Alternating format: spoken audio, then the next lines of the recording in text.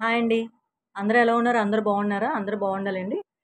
ఈరోజు మన టాపిక్ అయితే తులసి మాత కోసమే అండి. తులసి చెట్టు ఉంటది కదా! ఆ చెట్టు కోసం కొంతసేపు మాట్లాడుకుందాం. ఆహ్, అందరూ అడుగుతున్నారు అంటే వేరే వాళ్ళని. ఆహ్, ఏ దిక్కున తులసి మాత పెడితే ఎక్కడ బావుంటుంది?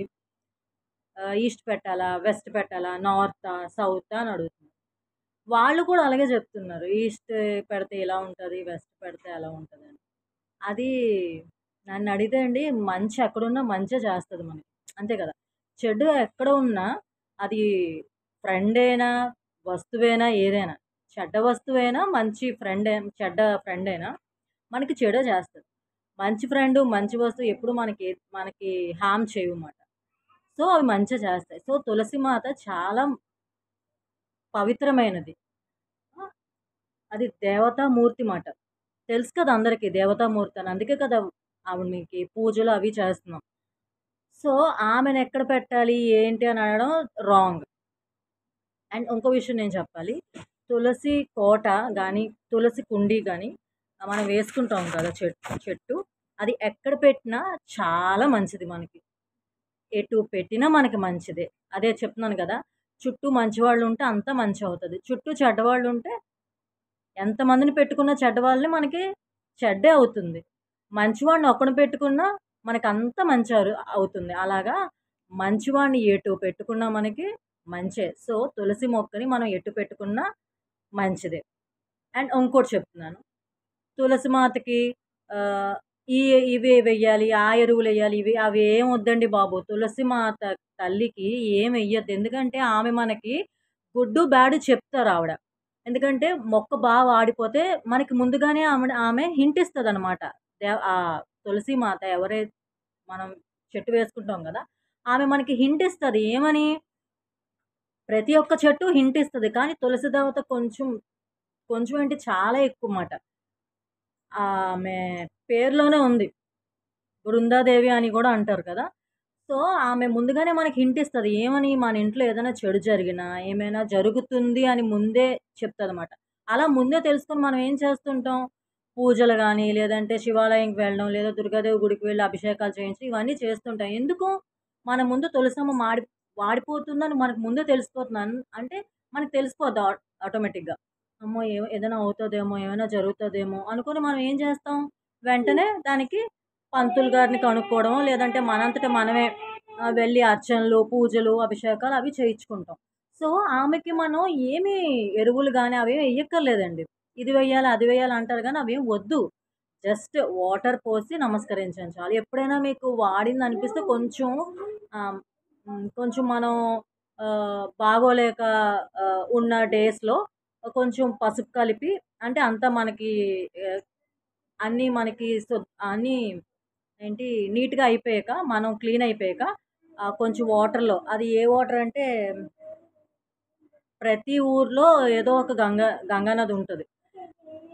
ఏదో ఒక మంచిదే ఇప్పుడు పవిత్రమైన నదులుంటాయి గదా! ప్రతి ఒక్క ఊర్లో ఉంటాయి కదా! అందులోంచి ఒక బాటిల్‌తో ఎప్పుడు తెచ్చి పెట్టుకోండి. ఇలాగా బాలేనప్పుడు ఏం చేస్తామంటే అందులో కొద్దిగా పసుపేసి ఇల్లంతా చల్లుకుంటాం కదా! అలాగే తులసి మాత మీద కూడా కొంచెం జల్లి కొంచెం వాటర్ పోసేయండి అంతే క్లీన్ అయిపోద్ది. అంతేగాని మీరు ఏంటేంటో ఎరువులు అవి వెయ్యొద్దు. తర్వాత ఇంకేవేవో వేయమంటున్నారు. అవన్నీ వేయడం అంత మంచిది కాదని నా సలహా. ఎందుకంటే ఆమె ఏదైనా ఆమె చేతిలో ఉంటది అంతాన. తులసి మాత అంటే ఆమె ఒక దేవత. పెరగాలన్నా ఆవిడే పెరుగుతది. కొంచెం ఇదైనా సరే అంటే హింట్ ఇస్తదమాట మనకి. అందువల్ల ఆమెకి ఏమేసినా ఆమె ఏం చేయాలో అదే చేస్తది. అంతే కదా! దేవుడు మనకి ఏం చేయాలో అదే చేస్తాడు. అది గుడ్డైనా, బ్యాడైనా. అయ్యో! వీడు పూజలు చేసాడు. వీడికి అన్నీ ఇచ్చేద్దాం. వీడు పూజ చేయలేదు. వీడికేం ఇవ్వద్దు అని దేవుడికేం ఉండదు కదా! సో, మనకి ముందే హింట్ ఇచ్చే దేవత ఎవరంటే ఒక్క తులసి మాతే. ముందుగానే మనకి ఆ మొక్క ఎలా ఉంది, ఏంటి అన్న దాంట్లో మనకు కొంతమంది నీళ్ళు కూడా పోయరండి. మొక్కయితే చాలా అంటే చాలా ఎదుగుతది. ఎంత బావుంటదో ఆ మొక్కని చూస్తే. అంటే వాళ్ళ ఇంట్లో ఇంకా లక్ష్మీదేవి ముందు ముందు ఇంకా రాబోతుంది. అలాంటి అలాంటి సూచనలకి అదొక నిర్వచనం అంటారు కదా! అది. సో, అందుకని అందులో ఏం వెయ్యొద్దు. మీరెలాగో డైలీ అయితే తర్వాత ఇంకో విషయం డైలీ తులసమ్మ దగ్గర దీపం పెట్టాలి. మనకెప్పుడైనా అవ్వకపోతే మటుకు పర్లేదు. మనకయినప్పుడు మటుకు డైలీ ఈవినింగ్ మార్నింగ్ చాలామందికి అవ్వదు. ఈవినింగ్ అయితే మనకి కొంచెం అవుతది. పనులన్నీ కొంచెం అవుతది కాబట్టి ఒక చిన్న దీపం అండి బాబు. చిన్న దీపం పెట్టి కొంచెం వాటర్ పోసి నమస్కరించుకోండి. ధూపం ఎలాగో తులసమ్మకి ఎక్కువ ధూపమే. ధూపం మంచిగా చూపిచ్చేస్తే ఏమైనా చీడలేమైనా ఉన్నా సరే పోతాయనమాట. అంతేగాని దానికి ఎరువులు అవి, అవి అంటే నాకు తెలిసి అవేం లేవు. వెయ్యరు. అది. వేయకండి. నెక్స్ట్ ఇంకోటి తులసమ్మ దగ్గరగా కొంచెం దీపం అయితే పెట్టకండి. ఆహ్, ఎందుకంటే మనకి చిన్నది కాలితేనే మనం ఇది తీసేస్తాం గదా! ఆకులు కాలిపోయేటట్టు అలాగా కొంచెం ఇలా దగ్గర పెట్టేసి తర్వాత ఉక్కిరిబిక్కిరి చేసేయకండి. చుట్టూ పువ్వులు పెట్టేసి అలాగా నీట్‌గా ఉన్నంత వరకు పెట్టండి. కొంతమంది ఆహ్, కొమ్మల మీద కూడా పువ్వులు పెట్టేస్తున్నారు. అది వంగిపోతది కదండీ! అలా ఎలా పెడతాం కదా! మనం ఎంత బరువు మోయగలం అంతే మోయగలం గానీ, ఎక్కువ బరువేసేస్తే మనం ఏమవుతాం? పడిపోతాం. సో, మనమే పడిపోయినప్పుడు స్టామి ఎత్తాలనుకుంటే ఎత్తొచ్చు. అలాంటిది మనమే పడిపోతే చిన్న మొక్క కదండీ అది. ఎలాగా ఆ అన్నిటిని బేర్చేస్తది. సో, ఎన్ని పెట్టాలో అన్నే పెట్టండి. ఎంతవరకు డెకరేషన్ చేయాలో అంతవరకే డెకరేషన్ చేయండి. ఎంతవరకు దీపం కొంచెం దూరంగా పెట్టండి. కొంచెం దాని మీద లేదంటే తులసి మొక్కకి ముందుగా ఒక చిన్న పీట లాంటిదైనా ఒక ఆహ్, చక్కదేమైనా ఒక హ్మ్. స్లేట్ లాంటిదేమన్నా పెట్టి దాని మీద దీపం పెట్టుకోండి. ఇప్పుడొస్తున్నాయి కదా! పైన ఆహ్, గ్లాస్‌తోని అలాంటివి పెడితే మీకు దీపం అన్నదే ఆరుతూ చక్కగా వెలుగుతూ ఉంటది. లేదంటే గాలికి ఎగిరిపోతూ ఉండడం, మళ్ళీ మీరు వెలిగించడం ఇదంతా శ్రమతో కూడింది కదా! సో, అలాంటివి పెట్టుకొని చక్కగా చేసుకోండి. అంతేగాని ఇలా ఎక్కువగా ఏమీ చేయొద్దు.